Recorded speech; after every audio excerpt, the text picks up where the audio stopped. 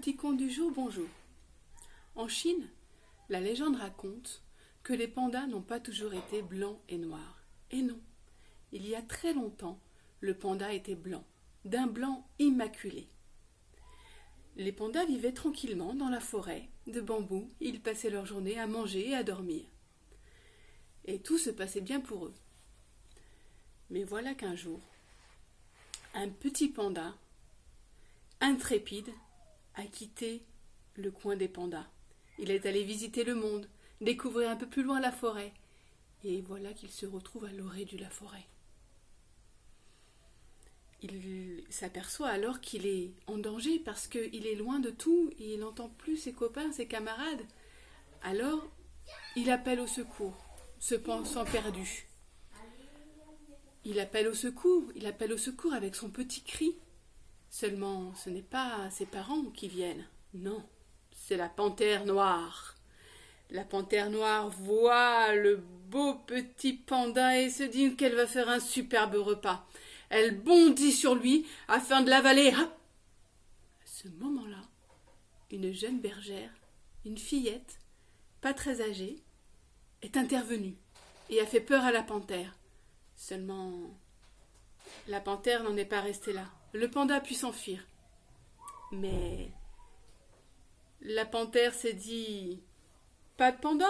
Bah, une fillette, moi aussi j'aime ça. » Alors, elle a avalé la fillette. Elle l'a dévorée. Le petit panda est rentré chez lui. Il est allé voir sa famille, tout essoufflé, et il a expliqué son aventure, ce qui s'est passé. Alors la famille panda a voulu remercier la petite fille. Et ils sont tous allés tranquillement parce que les pandas ne vont pas forcément très vite, mais ils sont allés jusqu'à l'orée de la forêt pour remercier la fille. Mais là, ils se sont aperçus que la fille était morte. Les hommes avaient déjà fait le feu pour que son âme puisse partir en paix. Les hommes ont fait la cérémonie. Ils ont mis le reste du corps de la fille dans le bûcher. Et les pandas sont restés là à regarder, tristes, tristes. Ils ont attendu que la fin du jour arrive, que le feu se calme et que les hommes partent. Et ils sont allés, tous, toute la famille panda, mettre leurs pattes dans la cendre de la jeune fille. Et ils ont pleuré longtemps, ils ont pleuré très longtemps.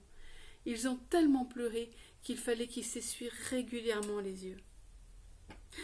Ils pleuraient tous tellement que certains devaient mettre leurs mains sur leurs oreilles tellement le bruit des pleurs des autres était intolérable. Et ils se sont tellement pleurés que parfois ils devaient se mettre les uns contre les autres pour se serrer, pour soulager le chagrin de l'autre. Et c'est depuis ce jour-là que les pandas sont devenus noirs et blancs par la cendre de la mort de cette petite enfant qui a sauvé la vie de l'un des leurs. C'est un conte qui vient d'Asie, qui vient de Chine. Petit conte du jour est terminé. Bonne journée.